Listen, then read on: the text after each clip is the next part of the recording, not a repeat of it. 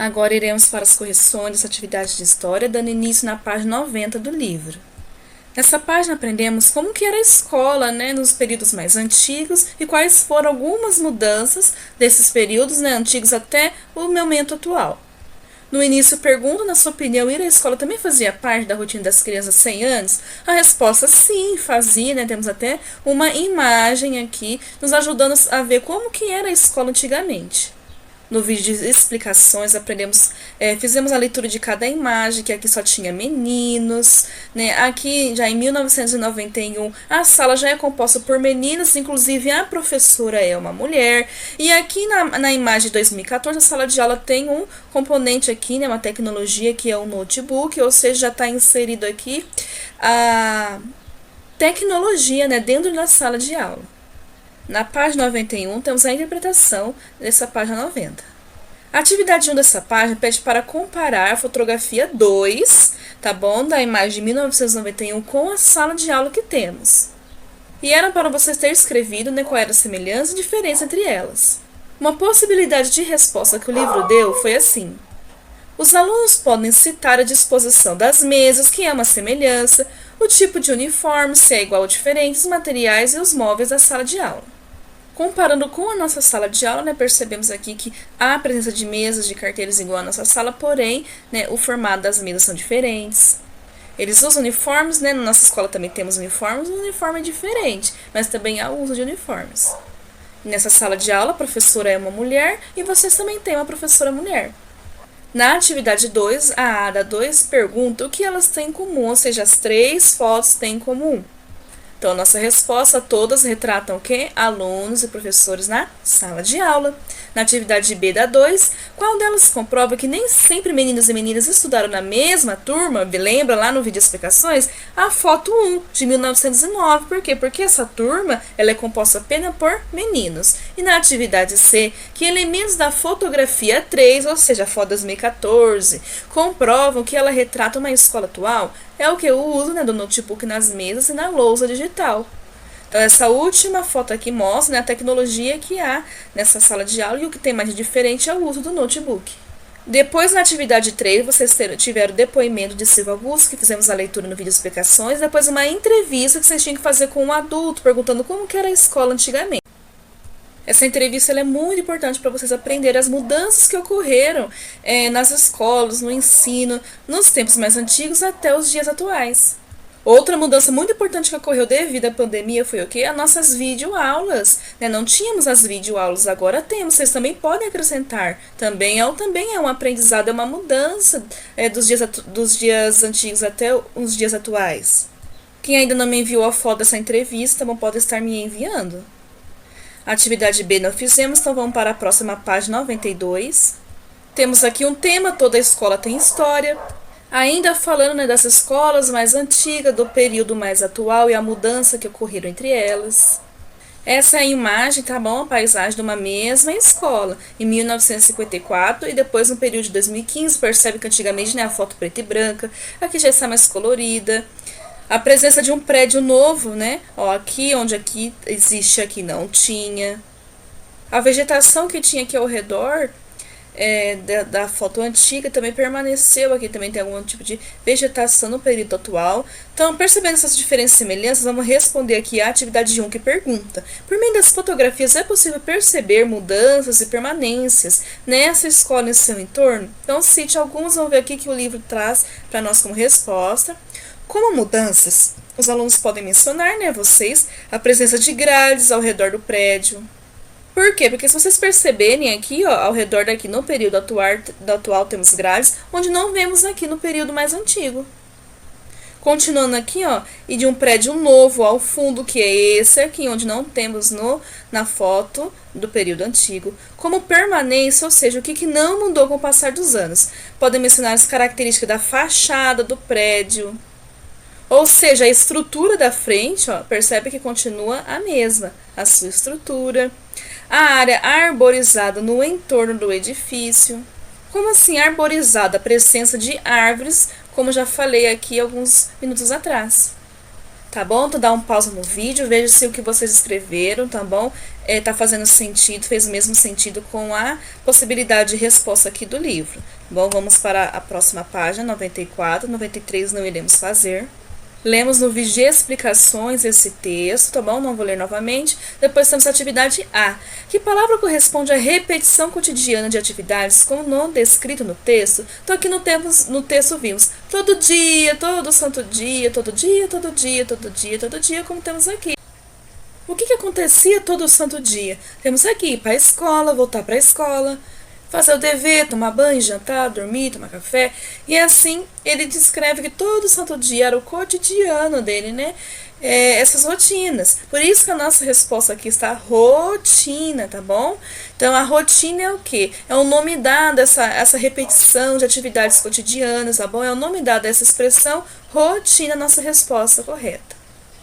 Atividade B pede para destacar nesse texto expressões que indicam que as atividades se repetem diariamente, ou seja, atividades que repetidas, o cotidiano, rotina. Quais eram essas expressões que diriam que essas rotinas eram repetidas todo santo dia? Temos aqui logo no início, todo dia, todo santo dia. E depois aqui no finalzinho, todo dia, todo dia, todo dia, todo dia. Essas eram as expressões usadas para indicar que as atividades se repetiam diariamente, tá bom? Então pode estar circulando ou grifando quem ainda não fez. Atividade 2, temos aqui mais um depoimento que eu deixei para vocês lerem. Lembram? Depois aqui temos já um tópico. Sublinhe 2 regras dessa escola citadas no depoimento. Então, a primeira regra citada aqui nesse depoimento, como que era antigamente? Tinha que ficar no pátio da onde? Da escola, na fila dos alunos da minha turma, até o senhor Marino tocar o sino. Essa era a primeira regra. A segunda regra dita aqui nesse depoimento, uma vez por semana, antes de nos dirigirmos para a classe, cantávamos o quê? O hino nacional. E a bandeira brasileira era hasteada, ou seja, era erguida lá no topo, lá em cima. Então, essas eram as 2 regras que vocês teriam que estar grifando, sublinhando, tá bom? Depois temos a atividade 3. Lembra que eu pedi para vocês voltar lá na página 88 para estar estudando novamente, relembrando como que era a escola indígena? Para quê? Para responder essa questão. Aqui pergunta, cite exemplos que mostram diferenças entre as escolas indígenas e as não indígenas, que são as nossas escolas. Quais são as diferenças entre elas? Vamos ver aqui a resposta. Nas escolas indígenas, ensina-se mais de uma língua. Quais? O português, que é o que a gente usa, e a língua indígena, pois cada tribo indígena tem a sua língua. Além disso, as crianças aprendem costumes e tradições do seu povo, que são as crianças indígenas.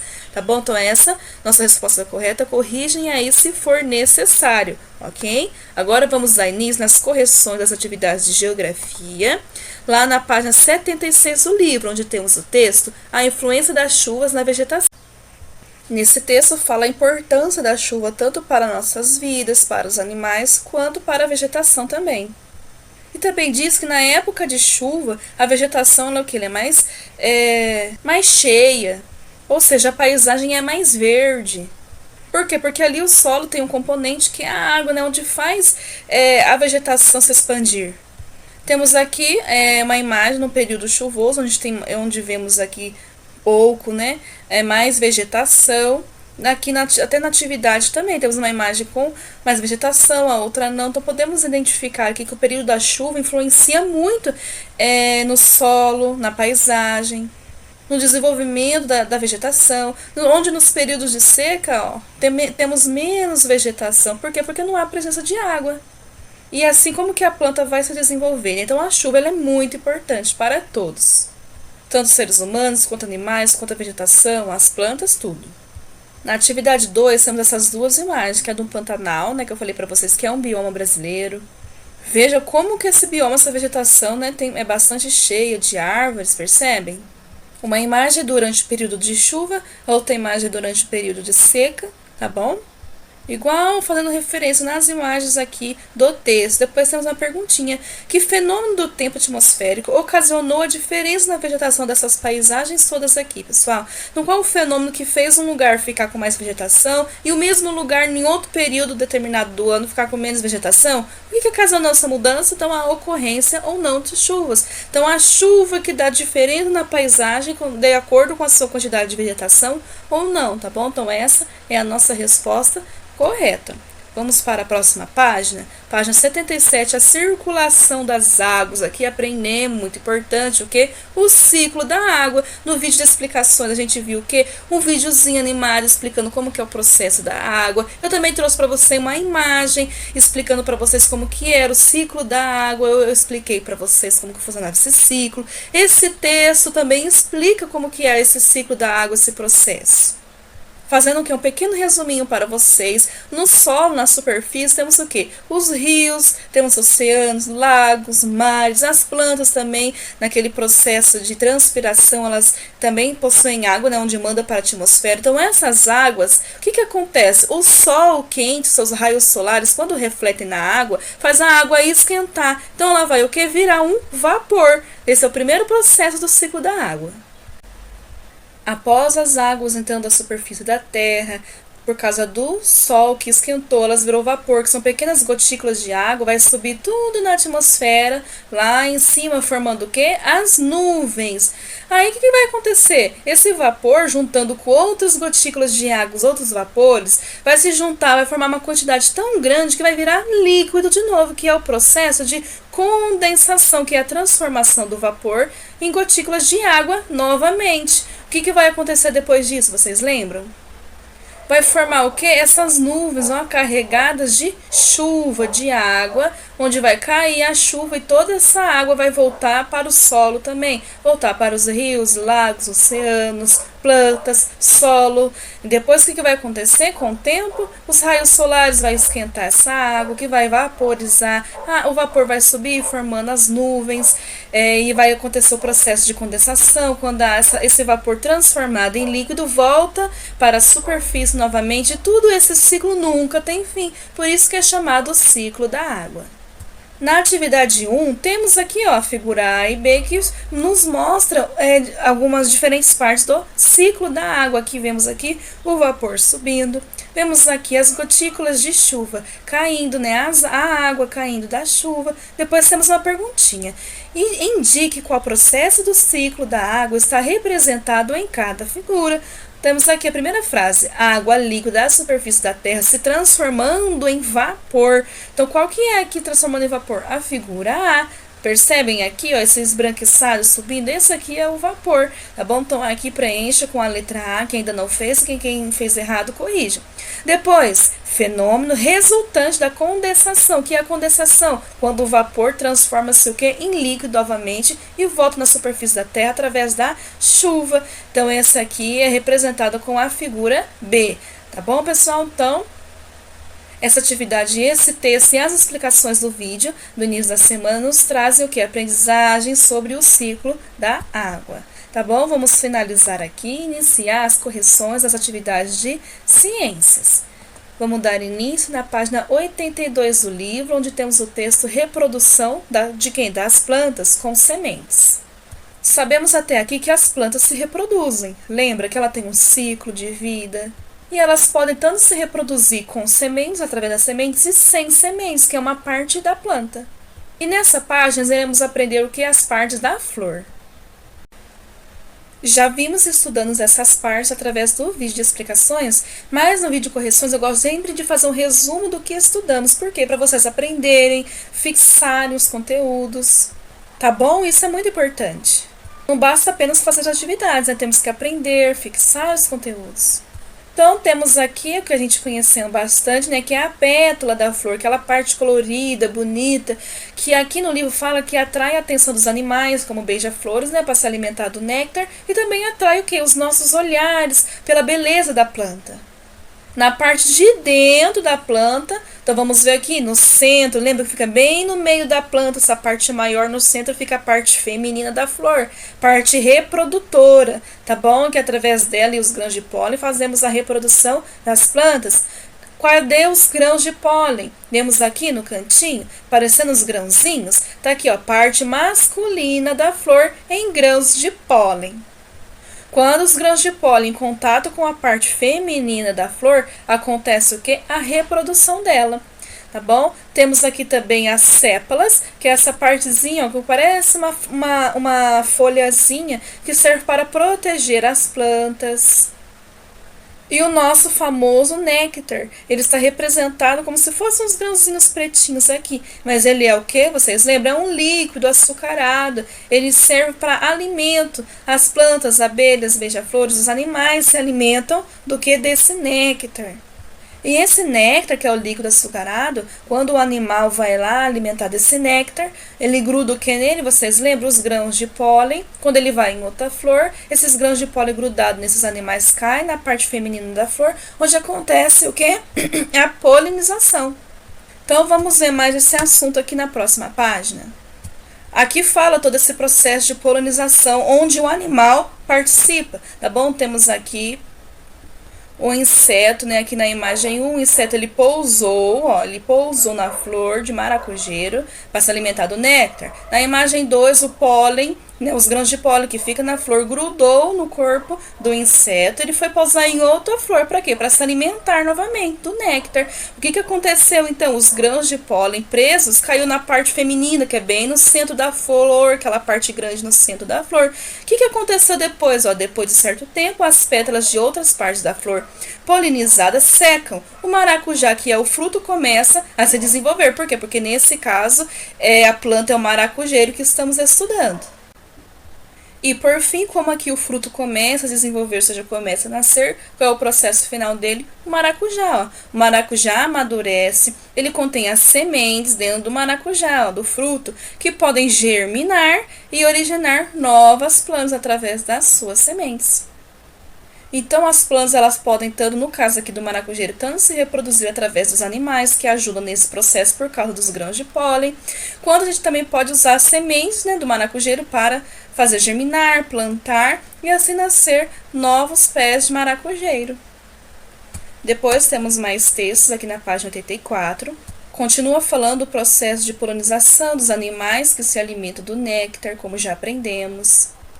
E nesse texto, como as sementes se espalham de diferente que a gente ainda não viu, fala aqui no finalzinho, outras são levadas, outras o que? Outras sementes são levadas para longe, carregadas pelo vento. Então, é um outro tipo de processo de reprodução das plantas. Já aprendemos que a gente planta, pega a semente, planta a semente na terra, né? Com água, luz do sol, tudo isso ela vai crescendo, se desenvolvendo. Aprendemos que os animais ajudam na reprodução das plantas através dos grãos de pólen que eles vão transportando de planta em planta quando se alimenta do néctar. Aprendemos que as plantas podem se reproduzir através dos seus pedaços. Eu posso pegar uma muda de uma plantinha, plantar no solo, fazer germinar. E também o vento é um dos componentes que ajuda na reprodução das plantas. Por quê? Porque o vento carrega as sementes ou os grãos de pólen também. Podem ser levados pelo vento, tá bom? Por exemplo, como acontece com a espatódia. Essa espatódia é um fruto seco, né? Nele dentro contém as sementes, podem ser levadas pelo vento, cair em solo, né? E assim se reproduzirem.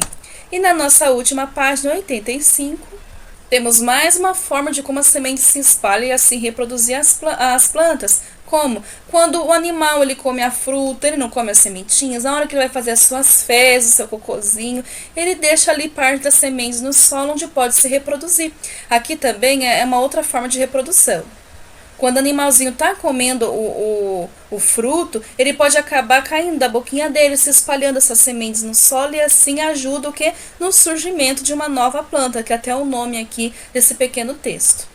Todos esses fatores que aprendemos que ajudam na reprodução das plantas, o que a planta precisa para poder germinar, crescer, se desenvolver.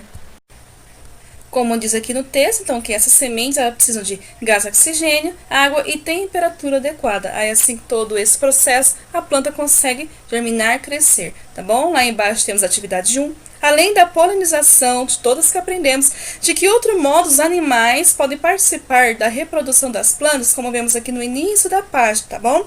Nossa resposta correta, espalhando as sementes dos frutos ingeridos, as quais podem estar representadas nas fezes, como nessa imagem aqui, ou levando para longe as sementes ou os frutos que ficam presos no corpo, como no carrapicho. Assim, pessoal, finalizamos as nossas atividades da semana. Obrigado pela parceria das famílias, de vocês, por estarem assistindo os vídeos, enviando as fotos. Quem ainda não tem essa rotina, esse costume, tá? Vamos iniciar, tá bom? O estudo ele é algo muito importante nas nossas vidas, e o pouco que conseguimos aprender nesse ano, mesmo em época de pandemia, vai nos ajudar vocês quando for o ano que vem para o quarto ano, tá bom? Não estarem muito defasados na aprendizagem, tá bom? Vamos nos esforçar, criar uma rotina de estudos. Tudo está em torno da rotina. Por exemplo, de manhã, acordar, tomar café, fazer as atividades da plataforma digital. Depois do almoço, fazer a língua portuguesa, por exemplo, na segunda-feira, dos livros de dar. Depois brincar, descansar. Na terça-feira, a plataforma digital e atividade de matemática, ou seja, vocês vão criando uma rotina sem descarregar, né, vocês, sobrecarregar, fazer tudo de uma vez e não perder os conteúdos, tá bom? Então aguardo vocês na próxima semana nos vídeos de explicações. Um beijo a todos e fiquem com Deus.